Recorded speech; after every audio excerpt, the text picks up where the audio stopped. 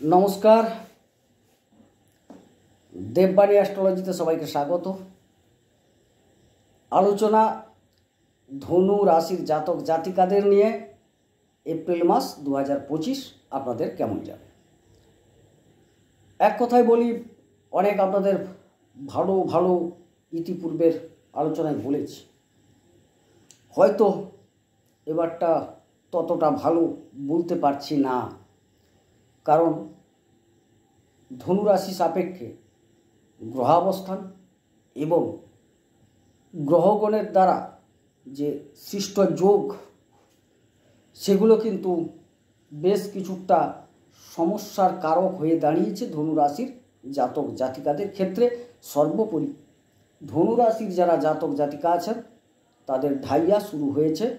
সুতরাং একটা সব দিক থেকে যা বিচার বিশ্লেষণ করে দেখছি, আমি আলোচনায় আসছি, হয়তো খুব একটা ভালো বার্তা দিতে পারবো না। তবে আপনাদের বলে রাখি, কিছু তো ভালো অবশ্যই আছে, তবে যেগুলো খারাপ তার থেকে কিভাবে রক্ষা পাবেন তার একটা সুপরামর্শ কিন্তু আমি আলোচনায় অবশ্যই দিতে চলেছি। তবে ভয় করবেন না, এই কারণে চক্রবৎ পরিবর্তনতে সুখানিচ দুঃখানিচ।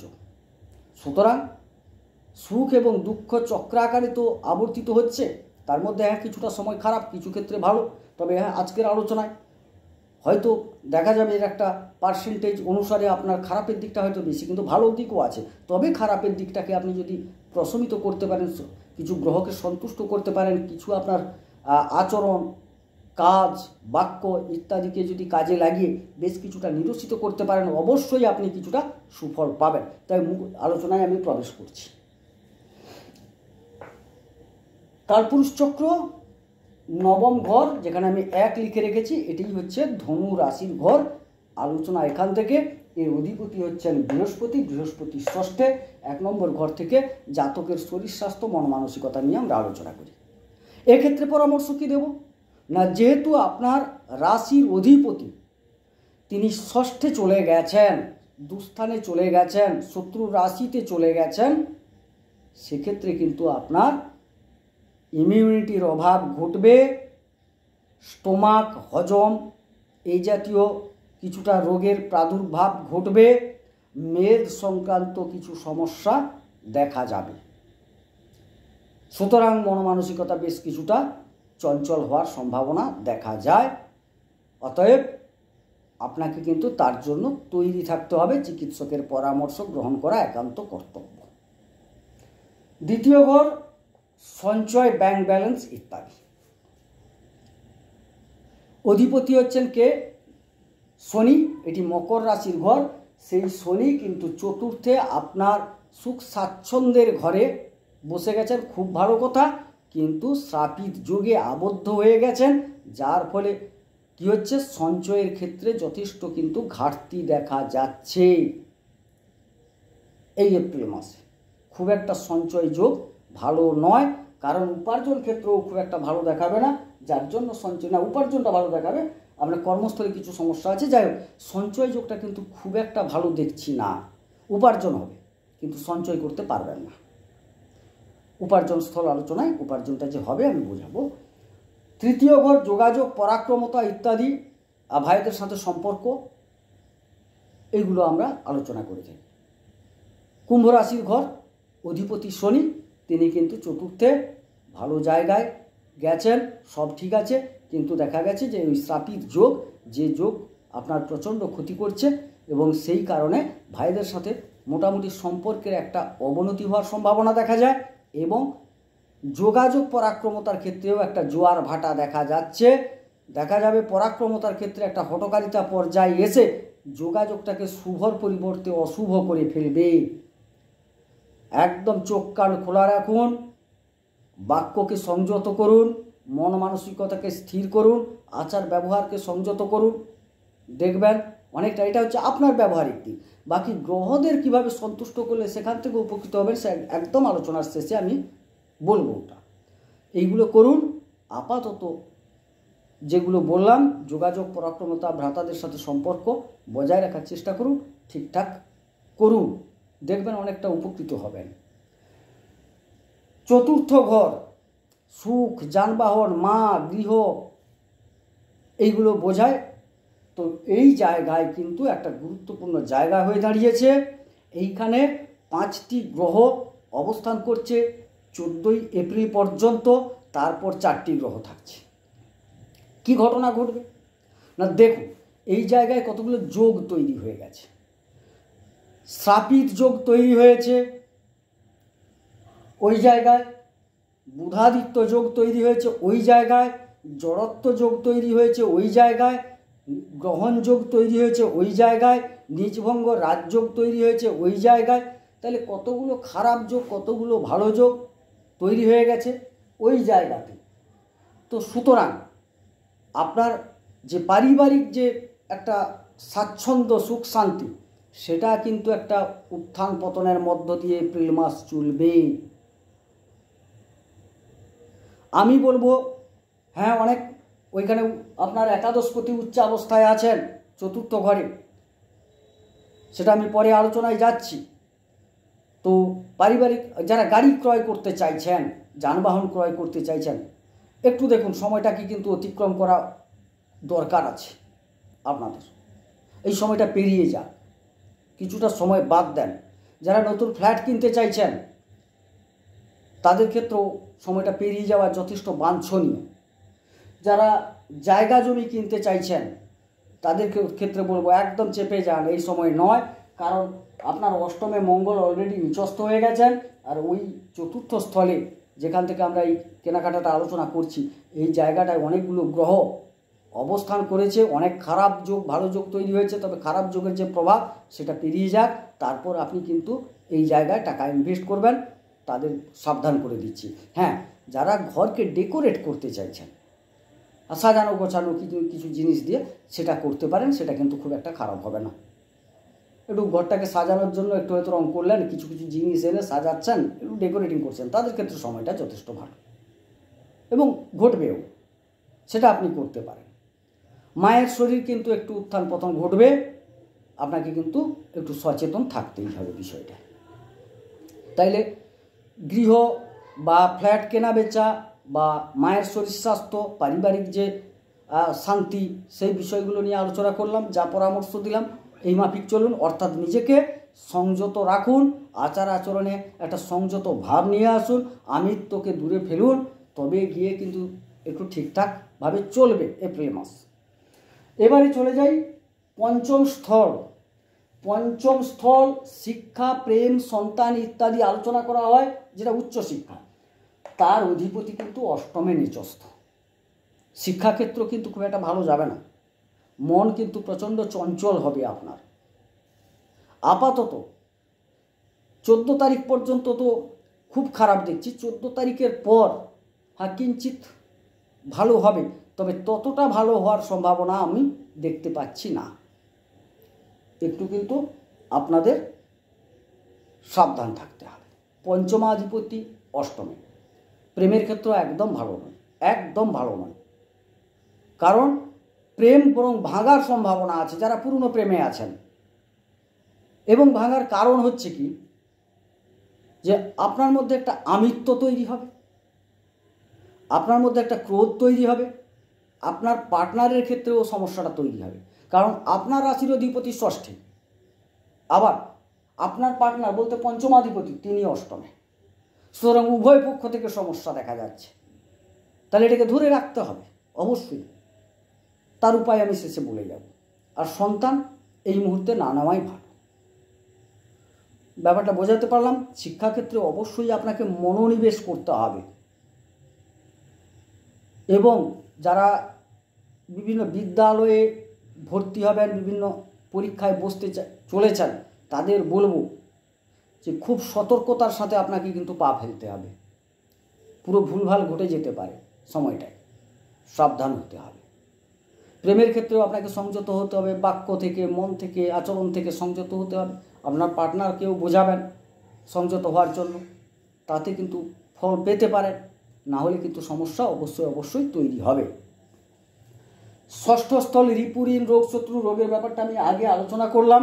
তবে এইখানে দেখা যাচ্ছে যে আপনার চতুর্থাধিপতি ষষ্ঠে চলে গেছেন, সুখ স্বাচ্ছন্দ্য তো বিঘ্নিত হচ্ছেই, কিন্তু শত্রু কিছুটা অবদমিত হবে এই সময়কালে। পুরনো শত্রুতা কিছুটা নিরচিত হতে পারে, কিছু মালি মোকদ্দমা মামলা সেগুলো মিটে যাওয়ার সম্ভাবনা কিছুটা পরিবেশ তৈরি হবে এই সময়কালে। সপ্তম, বিবাহ, ব্যবসা, দাম্পত্য অধিপতি বুধ তিনি কিন্তু চতুর্থে নিচস্থ অবস্থায় চলে গেছেন। সুতরাং সেই ক্ষেত্রে বলবো, মূলত বুধ আবার বাক্য এবং বুদ্ধির কারক গ্রহ। আপনার বাক্যের কারণে ব্যবসায় ক্ষতিগ্রস্ত হতে পারে, বুদ্ধির অভাবের জন্য, ভুল বুদ্ধি, খারাপ বুদ্ধি, হীন বুদ্ধি ইত্যাদির জন্য ব্যবসায় একটা ক্ষতি হওয়ার সম্ভাবনা দেখা যায়। যারা ব্যবসা করছেন সতর্কতার সাথে আপনাকে ব্যবসা করতে হবে, কারণ বুধ জড়ত্ব যোগে আছেন, নিচস্থ আছেন, হ্যাঁ নিজভঙ্গ রাজযোগেও আছেন, এটাও ঠিক কথা, কিন্তু খারাপ যোগটা বেশি, ভালো যোগটা কম। সুতরাং আপনাকে সতর্ক থাকতে হবে। ব্যবসা যে একদম হবে না তা বলছি না, কিন্তু হবে, কিন্তু অতিরিক্ত সতর্কতা অবলম্বন করতে হবে, বাক্যকে সংযত রাখতে হবে, বুদ্ধিকে ঠিকঠাকভাবে প্রয়োগ করে ব্যবসা করলে কিঞ্চিৎ আপনি লাভবান হবেন, কারণ লাভযোগ আপনার দেখাচ্ছে। কিন্তু এই জিনিসগুলোকে আপনাকে ভাবতে হবে আগে। দাম্পত্য একই কথা, আপনার বাক্যের কারণে, আপনার বুদ্ধির কারণে কিছুটা দাম্পত্যে সমস্যা তৈরি হবে, তবে হ্যাঁ নিরসিত হওয়ার সম্ভাবনাও আছে। বিবাহ ব্যাপারটা একটু খালি সময়টা অপেক্ষা করা আপনাদের ক্ষেত্রে কর্তব্য, কিন্তু এই মুহূর্তে না করাই ভালো। অষ্টম স্থল, মারকস্থল, অপচয়, ধ্বংস ইত্যাদি, অবশ্যই রক্তপাত থেকে সাবধান, মালি মোকদ্দমা থেকে সাবধান, কিছু কেনা বেচা করতে গিয়ে লস হয়ে যেতে পারে, ব্লাড রিলেটেড কিছু সমস্যা আসতে পারে, অ্যাক্সিডেন্টাল যোগ, অপারেশন যোগ এগুলো ঘটার সম্ভাবনা। একটু সতর্ক থাকুন, একটু সতর্ক থাকা এই মাসে উচিত। নবম স্থল, ভাগ্যস্থল, ভাগ্যাধিপতি কিন্তু 15 তারিখে আপনার পঞ্চমে উচ্চ হচ্ছেন,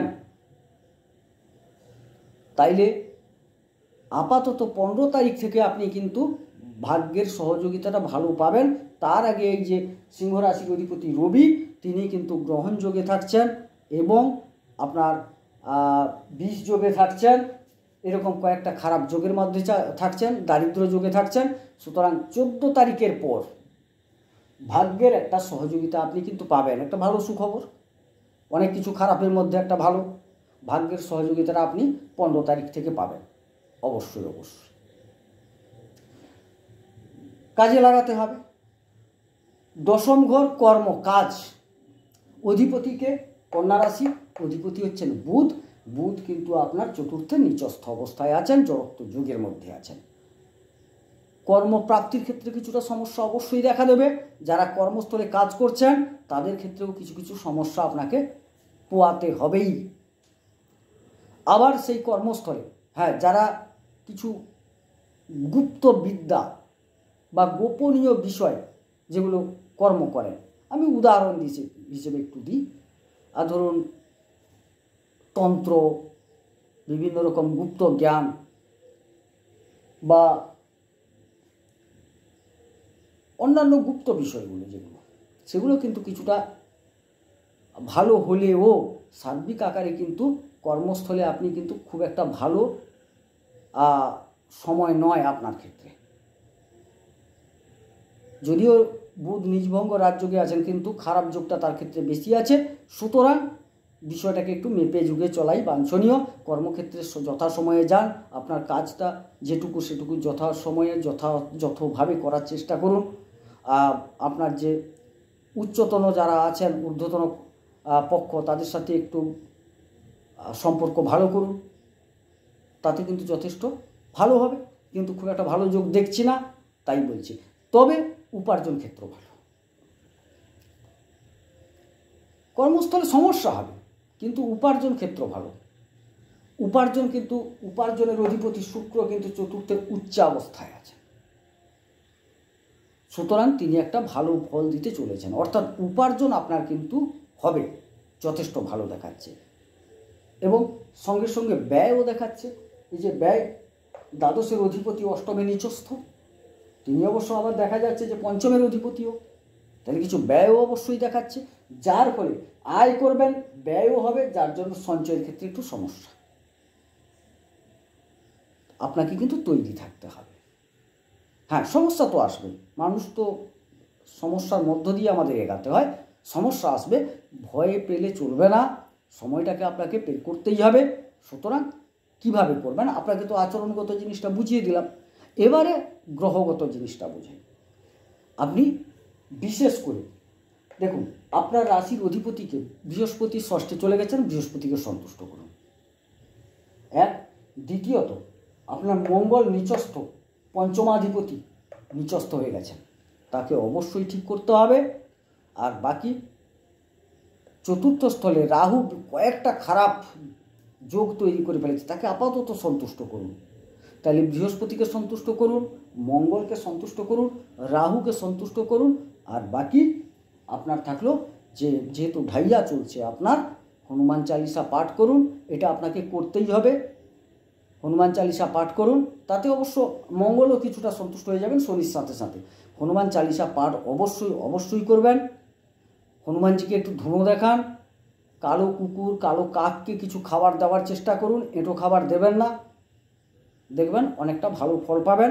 অশ্বত্থ গাছের তলায় একটু যদি সর্ষের তেল দিয়ে প্রদীপ জ্বালাতে পারেন, তাতেও অনেকটা উপকৃত হবেন। তাতে আর শনি মঙ্গল দুজনেই আপাতত কিছুটা সন্তুষ্ট হবেন। আর বাকি আপনার বৃহস্পতিকে তো ঠিক করতেই হবে, বুধ নিচস্থ অবস্থায় আছে, অনেকগুলো খারাপ জায়গা আছে আপনার। তো যাই হোক, আমি বলবো কি, আপাতত সতর্ক থাকুন। আর কয়েকটা প্রণাম মন্ত্র বলছি, এই প্রণাম মন্ত্রগুলো বলে আপনি কিন্তু প্রণাম করুন, তাতে কিন্তু যথেষ্ট উপকৃত হবেন। আর যারা দীক্ষিত মানুষ তাদের বীজ বলবো, বীজ জপ করুন, প্রণাম করুন গ্রহদের, তাতে যথেষ্ট ভালো ফল পাবেন। আমি আরও একটা ভালো বিষয় আনতে চলেছি, কিভাবে আরও অধিকতরভাবে গ্রহদের সন্তুষ্ট করা যায়। আমি পরের আলোচনাগুলোতে আসবো পরপর। তো ধনুরাশির জাতকগণ আমাকে যথেষ্ট আশীর্বাদ করেছেন, তাদের কাছে আমি কৃতজ্ঞ। যাই হোক, আমি চলে যাচ্ছি আপনাদের। প্রথমেই বলি, বৃহস্পতিকে একটু প্রণাম জানান। দেবতানাং ঋষীণাং চ গুরুং কনক সন্নিভম বন্দে ভূতং ত্রিলোকেশং তং নমামি বৃহস্পতিম। এই বলে বৃহস্পতিকে প্রণাম জানান। আর মঙ্গলকে প্রণাম করুন, বুধকে প্রণাম জানান। মঙ্গলকে প্রণাম জানান, ধরণী গর্ভসম্ভূতং বিদ্যুৎ পুঞ্জ সমপ্রভম কুমারং শক্তিহস্তঞ্চ লোহিতাঙ্গং নমাম্যহম। বুধকে প্রণাম করুন, প্রিয়ঙ্গু কলিকা শ্যামং রূপেণ প্রতিমং বুধম সৌম্যং সর্বগুণোপেতং নমামি শোষিনঃসুতম। এই বলে প্রণাম জানান। সর্বোপরি রাহুকে একটু সন্তুষ্ট করুন, রাহুর দ্বারা অনেকগুলো খারাপ যোগ তৈরি হয়ে গেছে, যার জন্য অর্ধকায়ং মহাঘোরং চন্দ্রাদিত্য বিমর্দকম রুদ্রং রুদ্রাত্মকং তুরং তং রাহুং পরমাম্যহম।